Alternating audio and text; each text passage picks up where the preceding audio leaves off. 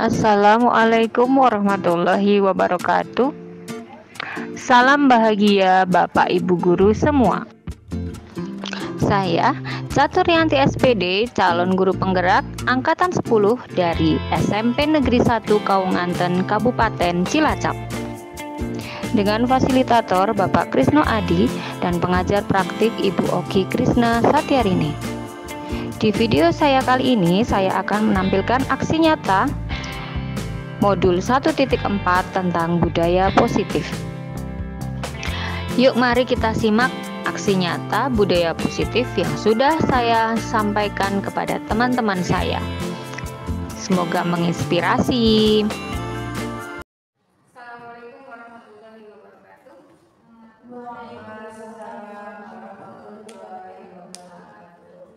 Selamat siang Bapak Ibu guru semua. Hari ini saya akan melakukan pengimbasan budaya positif dari saya Caturyanti, calon guru penggerak angkatan 10.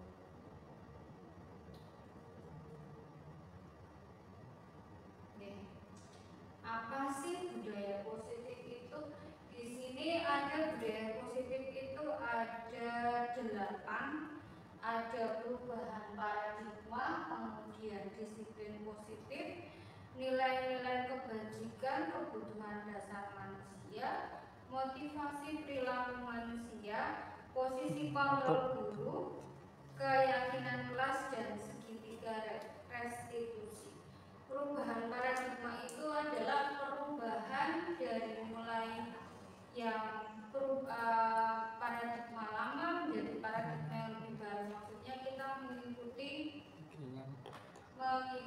kemajuan teknologi. Kemudian di sisi positif kita menerapkan kepada siswa-siswa kita tentang perilaku positif, kemudian nilai-nilai kebajikan.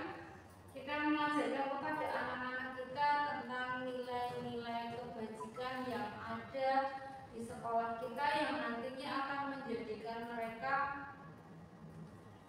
membentuk mereka menjadi karakter-karakter yang lebih baik. Kemudian kebutuhan dasar manusia, kita harus menyadari bahwa kebutuhan dasar manusia itu ada 5, kebutuhan biologis, kebutuhan psikologis, kemudian kebutuhan sandang, pangan, dan lain sebagainya. Kemudian motivasi perilaku manusia, di mana motivasi perilaku manusia itu ada 2, motivasi dalam diri anak itu tersendiri, kemudian motivasi dari luar diri anak tersebut. Yang keenam, posisi kontrol guru, di mana kadang kita memposisikan diri kita itu terkadang tidak pas. Posisi kontrol guru itu ada 5, sebagai penghubung, sebagai teman, sebagai pembuat merasa bersalah, kemudian sebagai manajer, dan sebagai yaitu ada 4.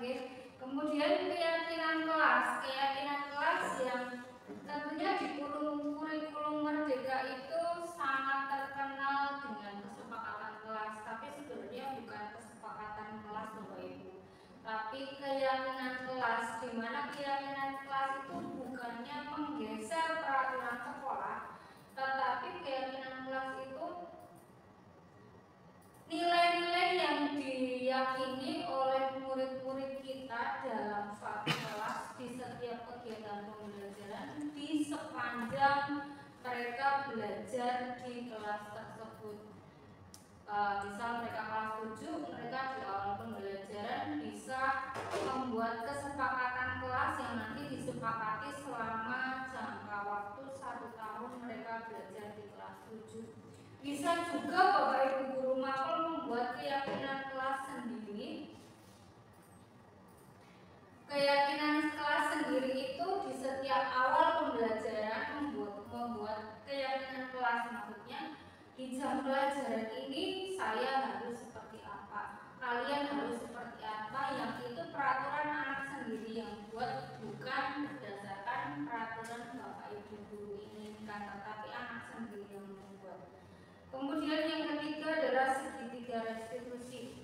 Kaitannya dengan segitiga restitusi, bahwa segitiga restitusi itu nantinya akan digunakan untuk anak-anak yang bermasalah. Jika anak kita bermasalah, maka kita akan menanyakan keyakinan kelasnya, kita kembalikan kesepakatan mereka, kemudian kita masukkan ke segitiga restitusi, kita menggiring mereka menggunakan kalimat-kalimat pematik sehingga mereka kembali untuk menyadari kesalahannya dan kembali untuk mengingat apa sih keyakinan kelasnya, seperti itu.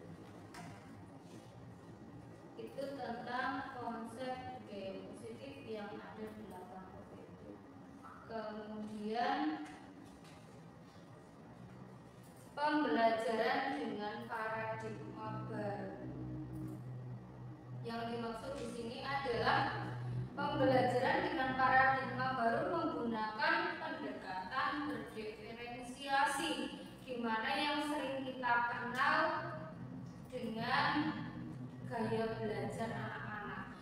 Gaya belajar itu diambil dari mana, Bapak Ibu? Gaya belajar itu diambil dari asesmen diagnostik. Kemudian kalau guru BK itu diambil dari asesmen tentang gaya belajar. Nah, jika setelah kita memberikan asesmen diagnostik, kita dapat menganalisisnya. Setelah dianalisis, itu sebagai acuan kita untuk memberikan kegiatan pembelajaran pada murid kita. Kalau guru BK itu ada gaya belajar. Nah, dari asesmen diagnostik dan asesmen gaya belajar bisa dikolaborasikan untuk kemudian nanti Bapak Ibu guru mapel dapat melakukan pembelajaran berdiferensiasi, di mana disesuaikan dengan gaya belajar. Anak yang visual akan bergabung dengan anak-anak yang visual, anak-anak auditori bergabung dengan anak-anak auditori, kemudian anak kinestetik bergabung dengan anak kinestetik. Kemudian kita memberikan media-media pembelajaran. Kalau anak visual mungkin dengan video-video pembelajaran, kemudian anak auditori nanti menggunakan rekaman-rekaman suara, kemudian anak kinestetik mereka melakukan peragaan.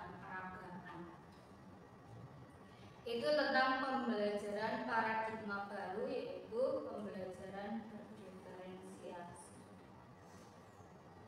Kemudian miskonsepsi tentang teori kontrol. Terkadang Bapak Ibu guru sering miskonsepsi dengan teori kontrol. Kenapa sih kok sering miskonsepsi? Karena kita kadang salah memposisikan diri kita sebagai, mungkin seringnya kita sebagai posisi penghukum. Ketika anak berbuat salah, kadang seringnya langsung kita menjudge anak. Padahal tidak seperti itu. Anak itu terkadang melakukan kesalahan karena ada suatu sebab. Ya, itu yang harus kita ketahui penyebabnya itu apa dulu. Nanti baru bisa dikonsultasikan kepada anak tersebut. Kemudian ilusi bahwa kritik dan membuat rasa bersalah mampu menguatkan karakter. Oke lah, boleh menggunakan pembuat rasa bersalah, tapi kita kembalikan lagi, alasannya apa sih anak ini berbuat itu. Jika dia sudah memahami alasan, kita juga sudah memahami alasan anak itu kenapa berbuat kesalahan, kita kembalikan lagi menggunakan segitiga restitusi, dikembalikan lagi menggunakan keyakinan kelas kamu, keyakinan kelasmu apa di kelas itu. Kemudian ilusi bahwa semua penguatan positif efektif dan bermanfaat. Semua yang positif itu pasti bermanfaat.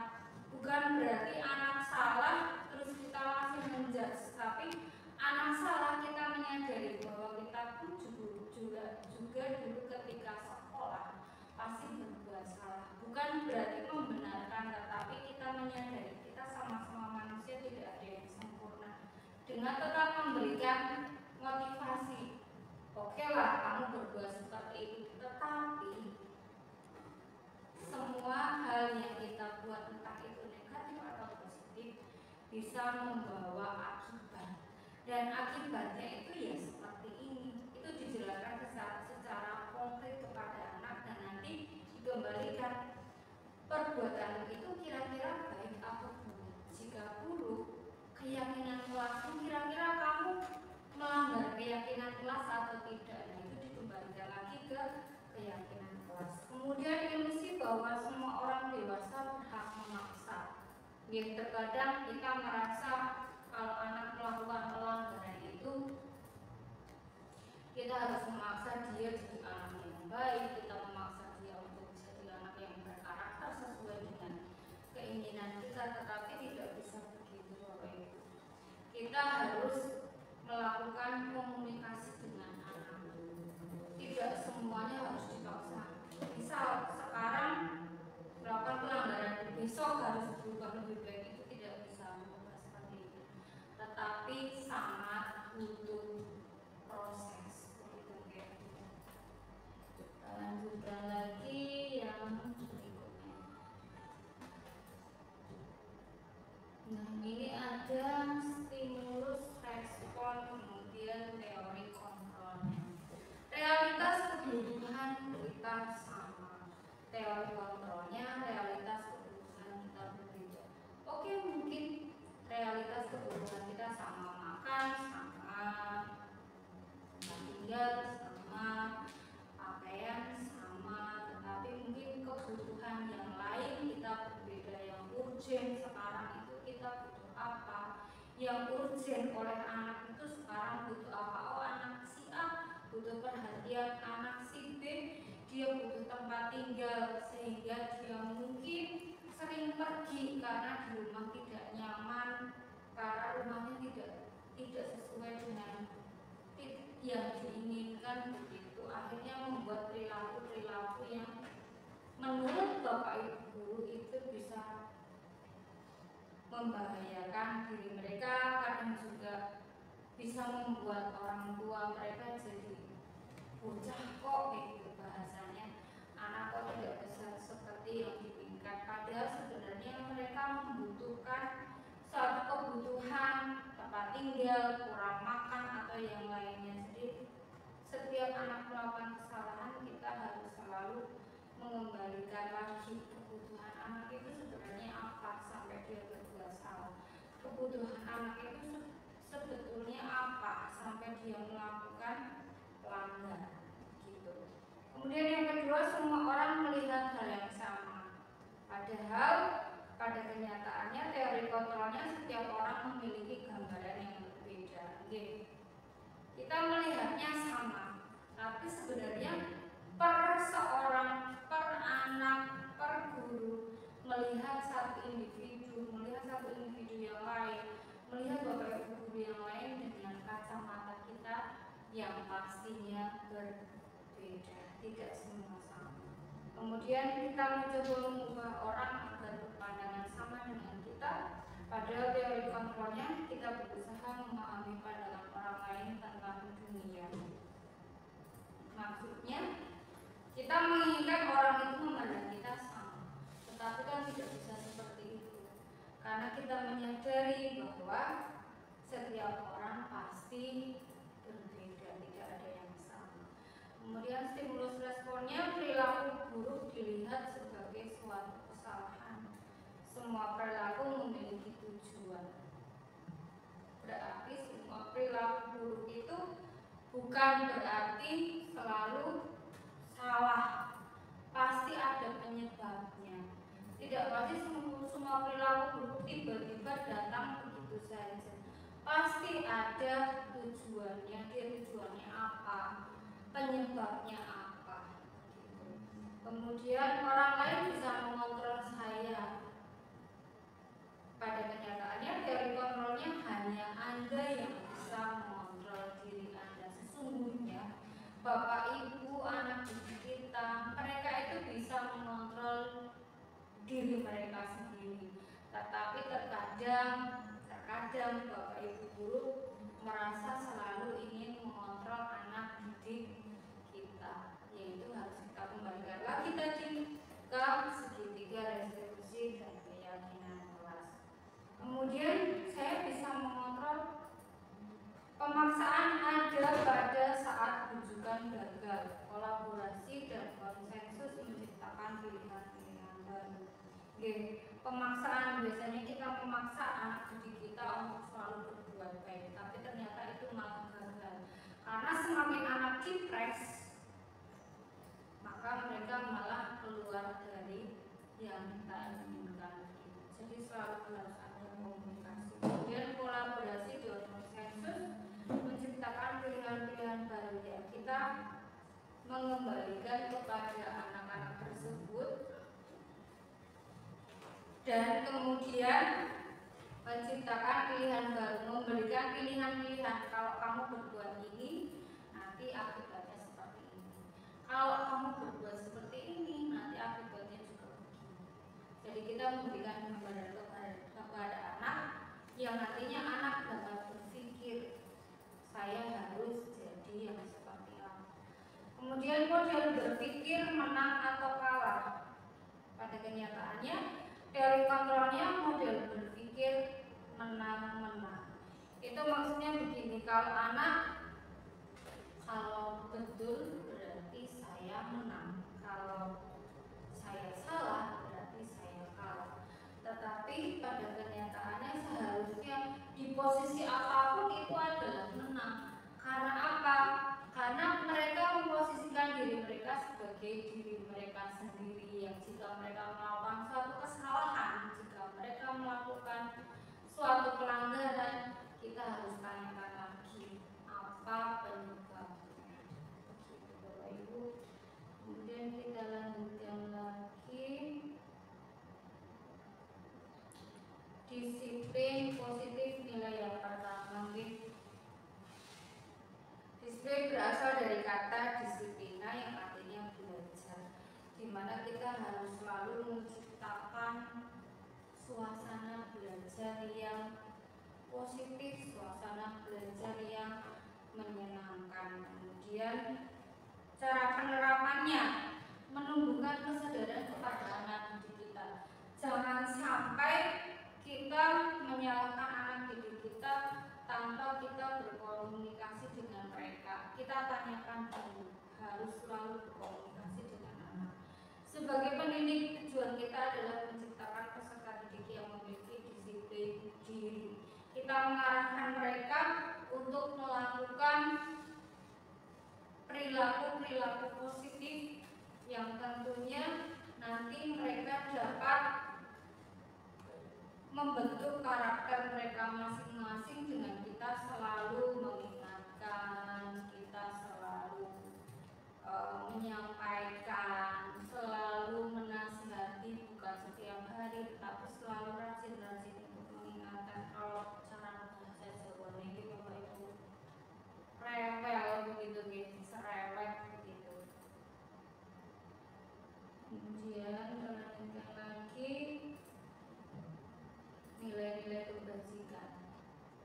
Nilai yang disepakati bersama lepas dari suku bangsa, ras, agama, dan bahasa maupun latar belakangnya. Di sana ada profil pelajar Pancasila, kemudian ada nilai dari komunitas lain, Seven Essential Virtues, dan kemudian keterampilan hidup. Kalau di sekolah kita mengenal yang namanya nilai-nilai kebajikan dari profil pelajar Pancasila yang kita kenal dengan beriman bertakwa, kemudian berakhlak mulia, berkebinekaan global, gotong royong, mandiri, kreatif, dalam kritis. Jadi intinya di sini setiap komunitas belajar, setiap komunitas suatu perkumpulan itu pasti memiliki nilai-nilai yang mereka yakini, tidak berdiri begitu saja. Kemudian lanjutnya, yang kedua adalah kebutuhan dasar manusia yang pastinya harus selalu kita butuhkan setiap waktu. Kebutuhan dasar manusia seperti industri, kalau pelajaran IPA, makan, minum, tempat tinggal, yang selalu kita butuhkan setiap hari, dan itu harus terpenuhi untuk anak-anak didik kita. Tidak boleh satu pun tertinggal. Nah, ini tadi kebutuhan dasar manusia ada 5: bertahan hidup, kasih sayang dan rasa diterima, penguasaan atau power, kemudian kebebasan dan kesenangan. Kita butuh bertahan hidup, di mana di sana kebutuhan bertahan hidup itu ada makanan, ada pakaian, tempat tinggal, keamanan, kesehatan, kemudian kasih sayang dan rasa diterima. Rasa diterima diperlukan berbagi, kerjasama, menjadi bagian dari suatu kelompok atau komunitas. Kemudian penguasaan, harga diri kita, orang menghargai kita, dianggap memimpin, berprestasi, diakui, didengar. Kemudian yang keempat, kebebasan, mandiri, memiliki pilihan, mencoba hal baru, mampu mengendalikan arah dirinya. Kemudian yang terakhir adalah kesenangan, yang pastinya Bapak Ibu guru pahami sendiri ketika kita seperti sekarang ini baru banyak sekali tugas. Pastinya di rumah kita sudah tidak ingin lagi untuk memegang tugas-tugas itu, lepas dari itu kita ingin bersenang-senang dengan keluarga kita ingin mencari hiburan dengan anak atau suami kita atau dengan istri kita gitu. Bisa juga dengan berekreasi, hanya dengan menonton TV pun di rumah juga bisa. Kemudian motivasi perilaku manusia. Apa sih motivasi perilaku manusia? Motivasi ada 2 seperti yang tadi sudah saya sampaikan. Motivasi ekstrinsik, kemudian motivasi intrinsik. Motivasi intrinsik itu pasti dalam diri kita paham. Kalau motivasi intrinsik pasti dari luar diri kita, berupa reward, berupa pujian.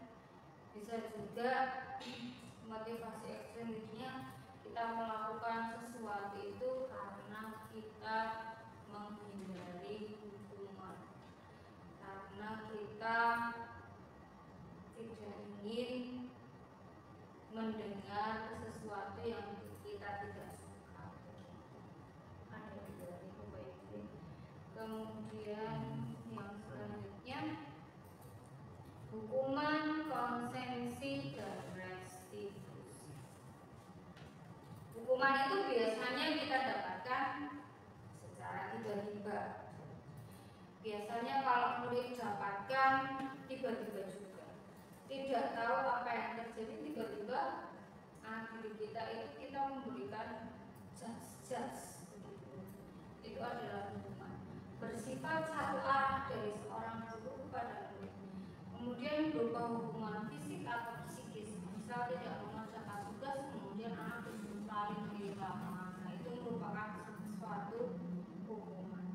Kemudian konsekuensi terencana disepakati sesuai peraturan. Kalau konsekuensi berarti kita kembali lagi ke keyakinan kelas dan segitiga restitusi. Kita kembalikan, kalau kamu melakukan seperti ini, seperti keyakinan kelas yang sudah kalian sepakati, berarti konsekuensinya harus apa gitu. Kemudian selanjutnya segitiga restitusi, ya. Kita harus selalu mengkomunikasikan dengan anak didik kita jika mereka melakukan pelanggaran dan jika mereka melakukan sebuah kesalahan. Kemudian posisi kontrol yang tadi saya sebutkan 4, di sini ada 5 sebagai penghukum, di mana kita selalu komunikasi satu arah. Kita selalu ketika anak melakukan kesalahan kita langsung menghadik atau mungkin memarahinya, kemudian menjudge-nya, kemudian membuat merasa bersalah. Biasanya kita dengan kalimat, ibu kecewa loh dengan kamu, dengan perilakunya. Kalau sebagai teman, kenapa mas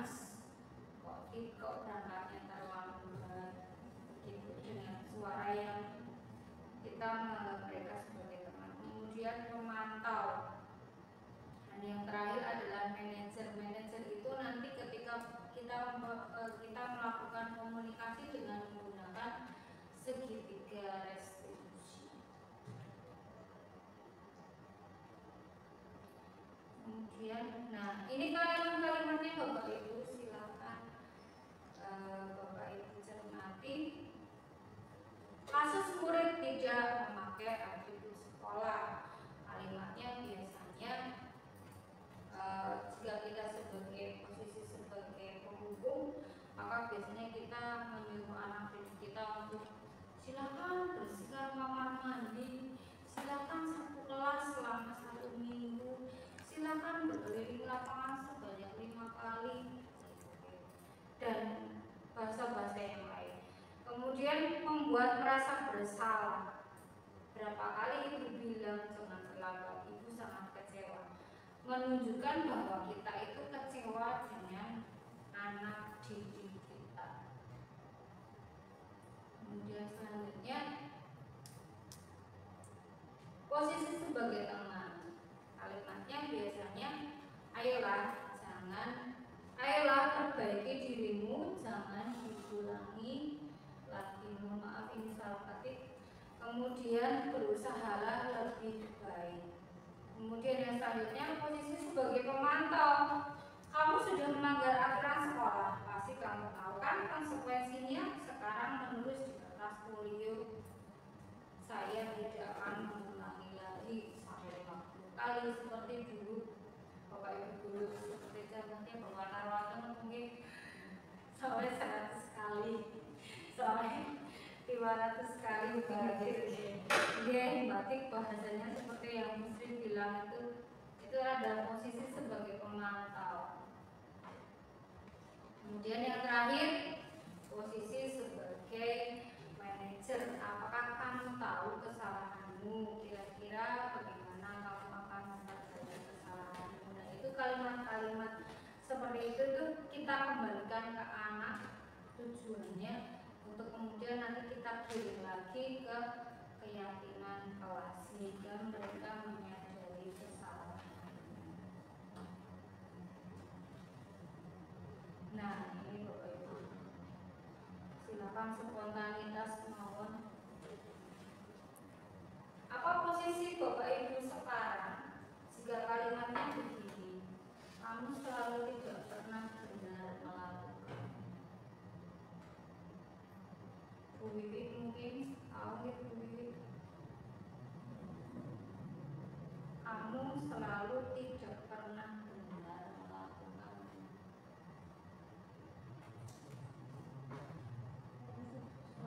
Ya, betul sekali. Itu kalimat untuk posisi kita sebagai pembuat merasa bersalah. Jadi anak selalu merasa, oh saya salah. Bapak Ibu guru selalu menyalahkan saya tidak pernah benar begitu ya. Kemudian selanjutnya,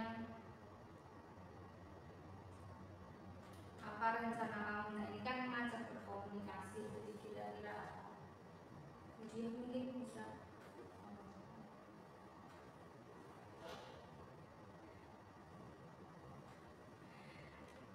merasa bersalah. Apa rencana kamu untuk memperbaiki masalah ini? Penghukum, teman, pemantau, manajer. Penghukum, dia betul posisi sebagai manajer ibu. Ya, karena mengembalikan lagi ke diri anak tersebut setelah melakukan ini itu harus bagaimana. Kemudian selanjutnya, lakukanlah yang terbaik demi ibu. Berarti apa? Teman ya, oke, betul sekali. Bu sedang belajar nih Bu.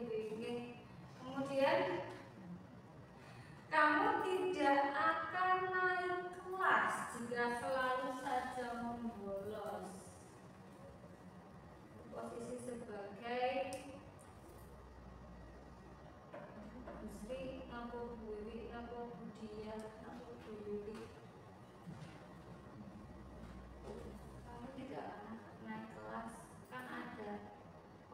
hukum, teman, manajer, pemantau, pembuat merasa bersalah. Jadi merasa bersalah sudah, pemantau sudah, manajer sudah. Kamu tidak akan naik kelas jika selalu saja iya betul. Bagus Sri. Lanjut. Tapi mungkin ya. Oke, sudah selesai. Kita sekarang ke keyakinan kelas. Apa sih keyakinan kelas? Tadi sedikit banyak sudah saya jelaskan ya, Bapak Ibu. Nah, membentuk keyakinan kelas, mungkin besok Bu Sri sudah mulai membentuk yang namanya keyakinan kelas karena kelas 9 di mungkin ya. Nah, untuk membentuk keyakinan kelas itu biasanya kita garis bawahi mawon, tidak harus sama persis seperti ini sih yang garis bawahi mawon. Di sana membuat keyakinan kelas itu harus disepakati oleh anak-anak. Kita tidak boleh mengarahkan, kita tidak boleh mendikte anak-anak. Tetapi begini, di garis bawahi mawon, kalimatnya kalimat secara global. Misal kelas selalu bersih, datang tepat waktu. Nah, seperti itu. Kalimat-kalimat positif tidak boleh menggunakan jangan, tidak boleh menggunakan tidak boleh menggunakan kalimat-kalimat negatif yang nanti kita kembalikan ke anak. Berpenampilan rapi, otomatis nanti potongannya juga cepat. Berpenampilan rapi berarti sudah ada atribut, ya sudah ada kelengkapan yang lain, sepatu, kaos kaki dan lain sebagainya. Pernyataannya umum, itu nanti kemudian mereka tempelkan, setelah ditempelkan, kalau ada yang sama nanti disortir, kemudian nanti disepakati yang mana yang mereka sepakati. Itu berlaku selama 1 tahun. Tapi bisa juga Bapak Ibu guru mapel melakukan hal itu berlaku dalam 1 hari itu. Berlaku di setiap mata pelajaran IPA, berlaku di setiap mata pelajaran PPK.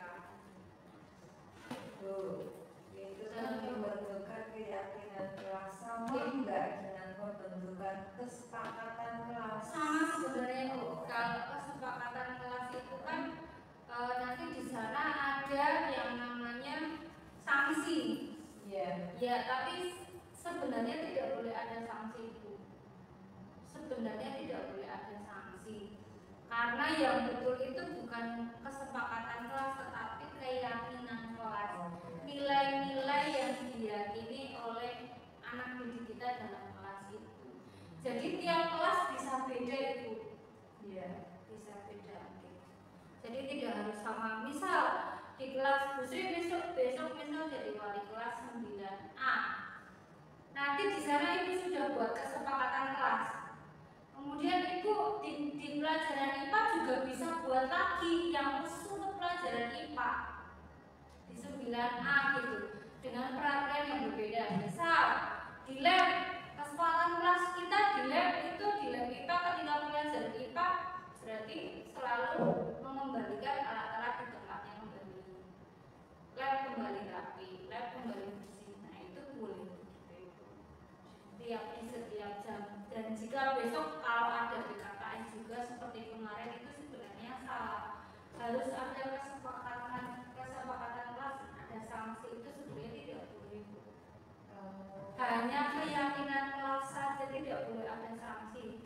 Karena nanti keyakinan kelas itu sebagai dasar untuk kita melakukan yang namanya sedikit restitusi. Konseling dengan anak loh. Kamu melakukan kesalahan itu kenapa? Oh ya Bu, karena saya begini. Nah, memang wajar kamu melakukan kesalahan, tetapi apa penyebabnya begitu Bu ditanyakan di segitiga restitusi. Jadi besok kalau misalkan PKKS ditanyakan sanksi, nanti dijawab mawon sebenarnya tidak ada sanksi dan tidak boleh ada sanksi.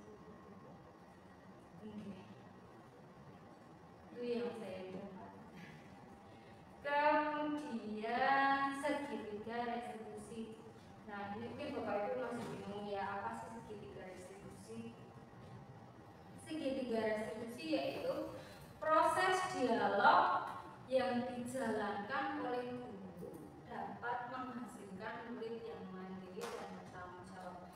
Misal seperti tadi, melakukan kesalahan tidak menggunakan atribut, tidak potong rambut sesuai aturan. Padahal di dalam kelas itu ada keyakinan kelas yang menuliskan penampilan harus rapi. Di peraturan sekolah yang secara umum rambut harus potongan brus, Nah itu dikembalikan lagi, ditanyakan dulu. Yang pertama, menstabilkan identitas. Ketika anak melakukan kesalahan, kita panggil, kita tanya, kamu kenapa kok belum potong rambut? Kira-kira perilaku itu salah atau saya salah melakukan? Wajar, kita mengembalikan identitas dia. Wajar jika kamu melakukan kesalahan, tetapi pasti ada penyebabnya. Kita tanyakan penyebabnya. Bu, karena saya tidak punya uang untuk potong rambut. Bu, karena tukang cukurnya tutup. Itu mungkin bisa juga jadi alasan mereka nih. Bu, tukang cukurnya jauh dan lain sebagainya. Kemudian validasi tindakan yang salah. Kita menyampaikan, oke, betul, wajar jika kamu melakukan kesalahan, tetapi hal tersebut kan tidak berlaku di keyakinan kelasmu kan ya? Ya, nah, kira-kira kamu melanggar atau tidak?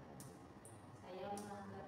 Nah, jika kamu melanggar, itu sudah masuk ke menanyakan keyakinan kelas. Jika kamu melanggar, berarti kamu juga melanggar keyakinan kelas. Iya, Bu. Nah, apa yang harus kamu lakukan setelah ini? Nah, itu di kalimat yang terakhir menanyakan keyakinan kelas. Saya akan memperbaiki. Nah, itu berarti anak sudah mulai menyadari. Itu gitu, Pak. Kemudian menstabilkan identitas gini. Kalimat-kalimatnya begini, berbuat salah itu wajar. Tidak ada manusia yang sempurna. Ibu bapak pernah berbuat hal yang sama. Ibu bapak tidak mau mencari siapa yang salah, tapi ibu bapak ingin mencari solusi dari permasalahan ini. Kemudian kamu berhak merasa begitu. Jadi ketika anak melakukan kesalahan, mereka marah-marah, kita harus tetap membesarkan hatinya. Betul kamu melakukan hal itu adalah wajar. Saya juga sebagai manusia pernah melakukan hal yang salah. Itu menstabilkan identitas. Kemudian kalimat berikutnya, kalimatnya begini tentang validasi tindakan yang salah. Kamu pasti punya alasan. Nah, kita tanyakan, kamu pasti punya penyebabnya. Kenapa kamu bisa melakukan hal yang lebih buruk dari ini? Tapi kan itu tidak pantas untuk dilakukan. Kalimatnya, kamu harus bangga karena telah melindungi sesuatu yang penting buatmu. Kamu sudah melakukan karena mempertahankan sesuatu yang penting bagimu. Yang terakhir, tentang menanyakan keyakinan kelas. Nah, setelah mereka sadar, mereka menyadari, mereka tahu penyebabnya apa, pasti nanti kita akan menanyakan apa keyakinan, nilai keyakinan kelas yang mereka yakini dan mereka melanggar atau tidak. Jika mereka melanggar, maka kita tanyakan kembali, setelah ini apa yang akan kamu lakukan. Kita hanya mengarahkan saja. Kemudian terakhir, terima kasih Ibu Bapak atas waktunya.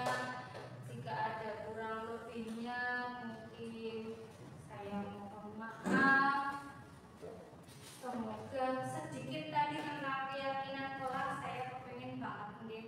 Semoga nanti ilmunya bermanfaat untuk keyakinan kelas besok. Para Bapak Ibu guru makan boleh membuat keyakinan kelas, tidak hanya sebagai wali kelas saja. Di setiap jam pelajaran juga boleh. Keyakinan kelas itu monggo Bapak Ibu guru makan bisa menggunakan. Begitu. Terima kasih. Wassalamualaikum warahmatullahi wabarakatuh.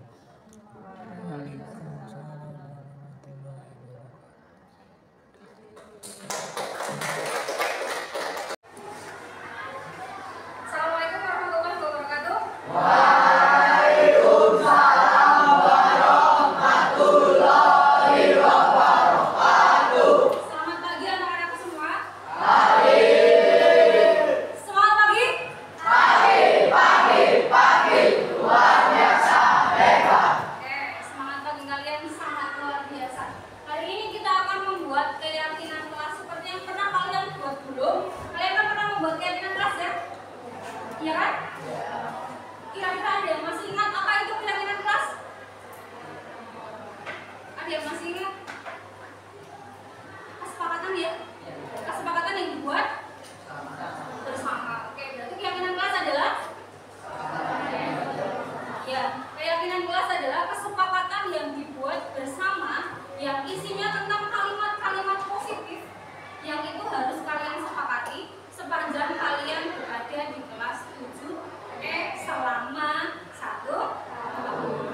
Jadi jika ada yang melanggar kesepakatan kelas, berarti kalian harus kembali lagi kesepakatan kelas saya itu seperti apa. Jadi kalian tidak boleh melanggar kesepakatan kelas. Paham? Sampai sini ada yang mau ditanyakan? Ya.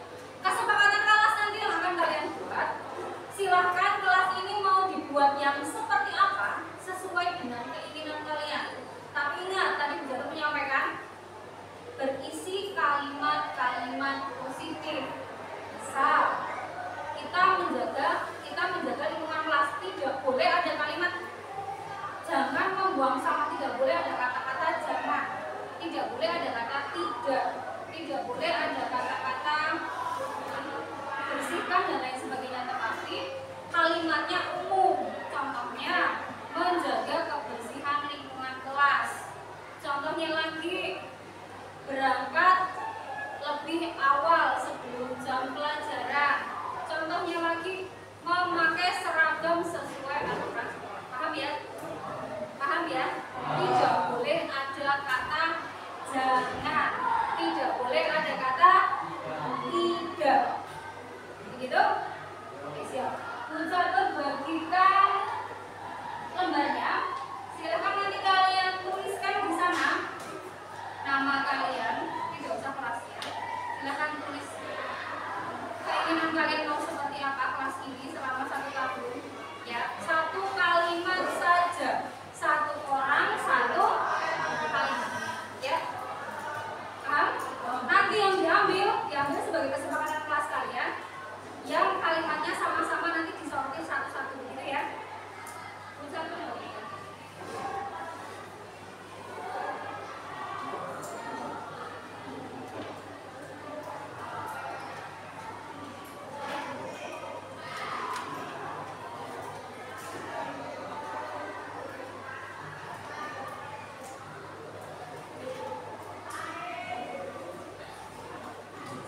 Silakan yang sudah mendapatkan kertas boleh langsung diisi.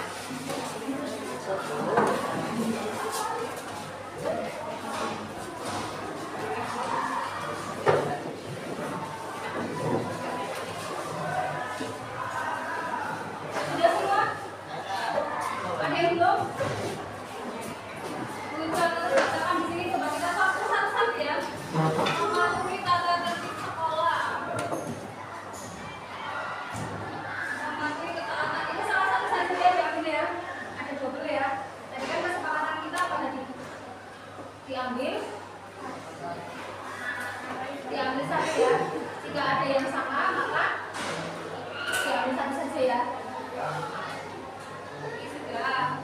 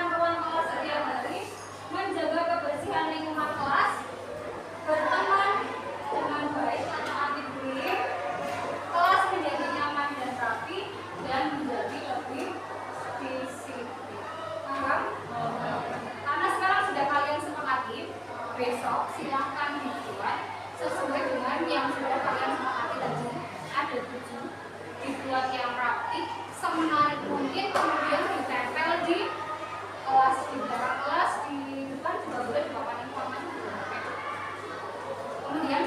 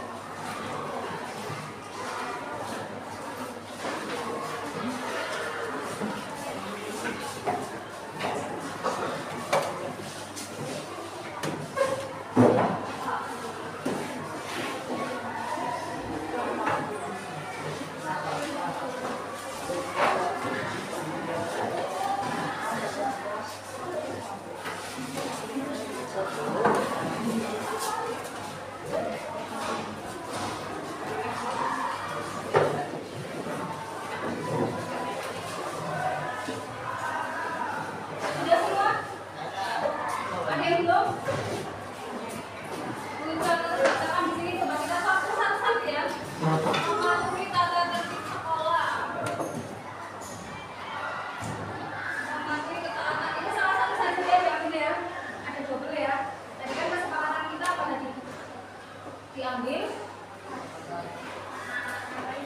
satu ya. Jika ada yang sama maka diambil satu saja ya. Oke, sudah. Kemudian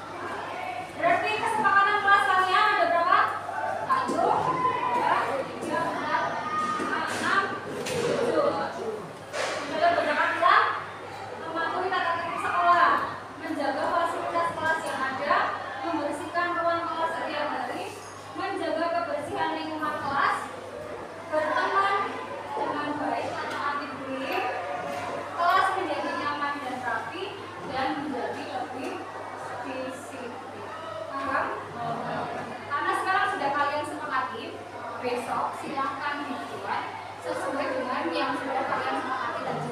Ada 7, dibuat yang rapi, semenarik mungkin, kemudian ditempel di kelas, di belakang kelas, di depan juga boleh, di papan informasi juga boleh.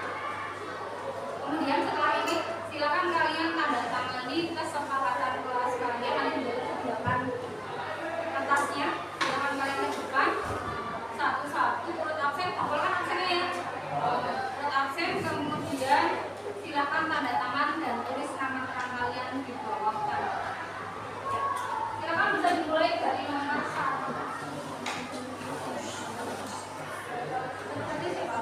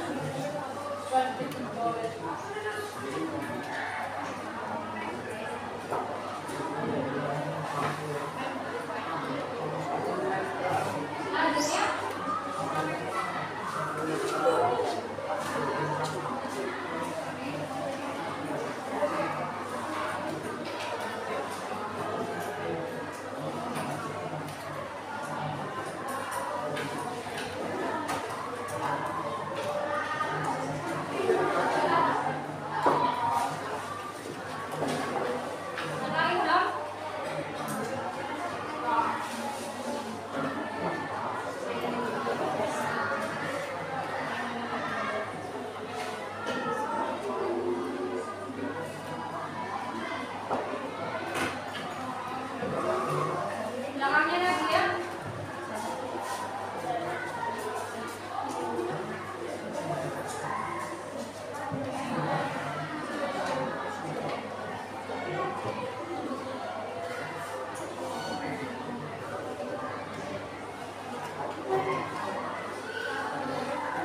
Belakangnya Rima.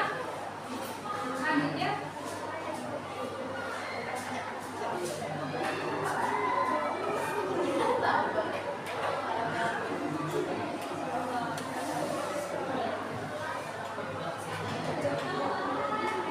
Belakangnya kayak sawah.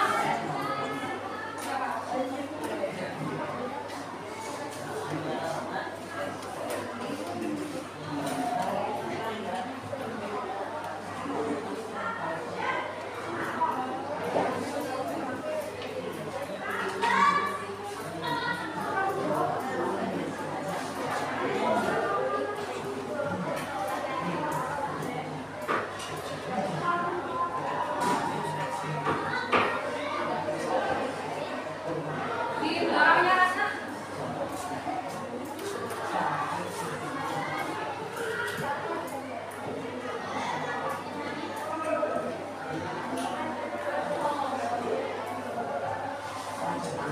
Belakangnya Resti.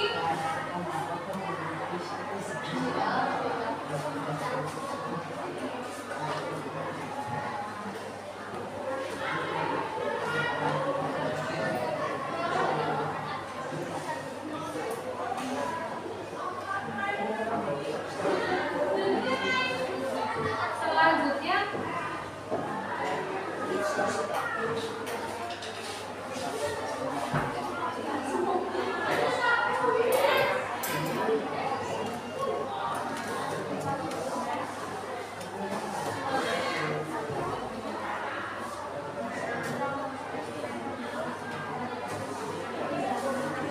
setelah Rizky.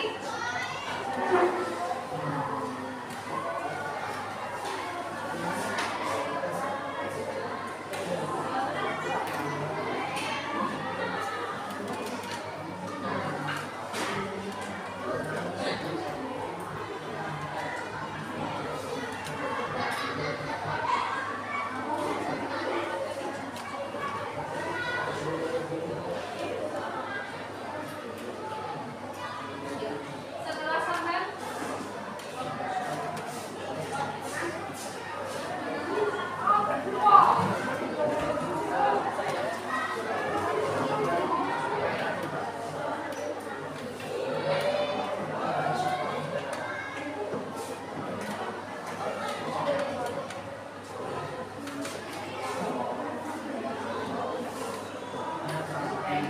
lanjutnya